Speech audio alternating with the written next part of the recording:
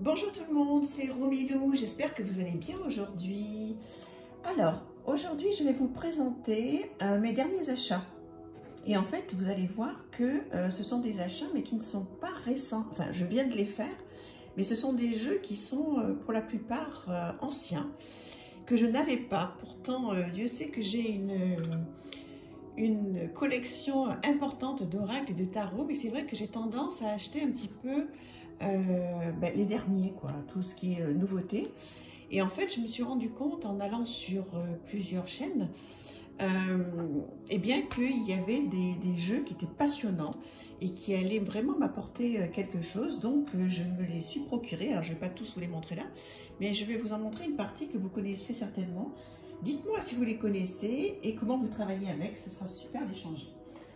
Alors, pour commencer, l'Égyptienne Lenormand, que je trouve magnifique dans son coffret, avec donc un livre très joli, bon, tout en couleur, bon, tout en anglais.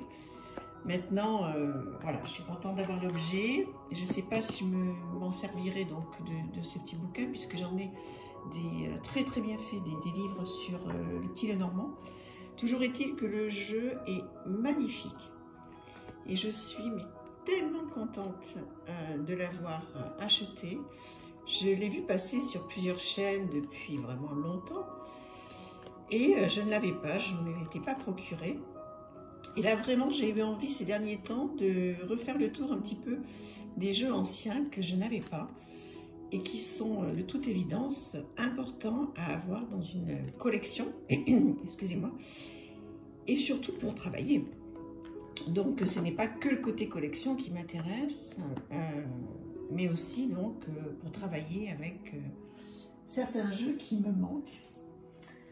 Un autre que vous connaissez certainement, bien sûr, l'Anaka Tarot. Donc, celui-ci est dans une boîte. Bon, c'est pas ce que je préfère. Voilà, donc avec un gros guidebook en anglais, en noir et blanc. Et en fait, ce jeu, je l'ai beaucoup vu sur la chaîne de Claire Duval, qui en fait s'en sert énormément. Alors, ce que j'ai fait, c'est que j'ai repris des vieilles vidéos de Claire Duval, et notamment une d'il y a 6 ans, et elle a fait un challenge extraordinaire. Elle m'a autorisé à le faire, donc je vais vous le faire dans les jours et semaines à venir. Mais bon, voilà, pour en revenir à ce jeu, donc je l'ai vu sur sa chaîne, elle a beaucoup travaillé avec. Et c'est un jeu qui m'inspire énormément, que je n'avais pas. Et qui, comme elle dit, ancre énormément et nous remet dans la vraie vie. Parce que c'est vrai qu'on aurait tendance, enfin moi en tous les cas, voilà, quand on est attiré par ce monde spirituel, par les cartes, les tarots, les oracles, j'aurais moi un petit peu tendance à partir de la vraie vie, même si Dieu sait que la vraie vie me rattrape pour de très belles choses souvent. Mais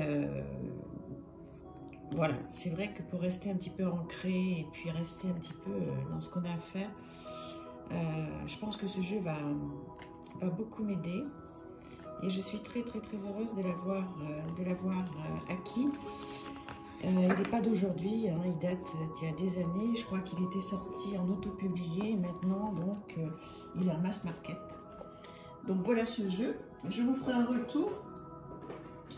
Mais vous, si vous le connaissez certainement, hein, donc dites-moi si vous l'aimez bien et comment vous vous en servez. Alors, un que j'ose à peine vous présenter, les esprits de la forêt. Parce que vous le connaissez, j'imagine, très bien aussi. Mais moi, je ne l'avais pas et j'en ai très envie depuis un petit moment. Vous voyez, magnifique l'arrière, des cartes de très bonne qualité. J'en avais très envie pour travailler en septembre-octobre, quand je vais faire un petit peu le bilan de mes jeux d'automne, etc. Voilà, celui-là me manquait, j'avais très envie de l'avoir. Et voilà, je l'ai parcouru, je ne le connais pas. Hein.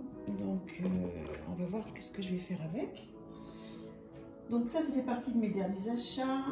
Un autre, l'oracle onirique qui concerne donc les rêves. Je n'avais pas de jeu sur les rêves. Donc un petit livret qui est tout simple, avec la mignonnette qui est reprise et les mots-clés. Et voilà, j'avais donc très envie d'avoir un jeu, parce que bien sûr, comme tout le monde, ça m'arrive de rêver, mais je ne m'en souviens pas toujours si je note pas tout de suite. Et en fait, je réalise que j'exploite pas mes rêves.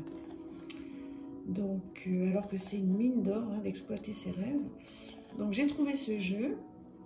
Si vous en avez d'autres à me conseiller, je suis très preneuse.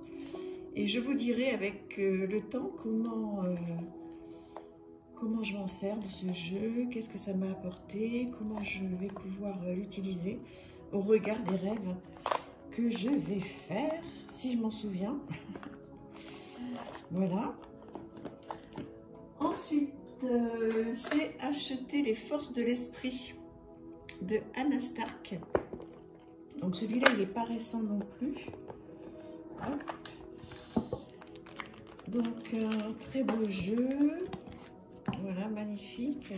Avec donc des illustrations en pleine page et en français.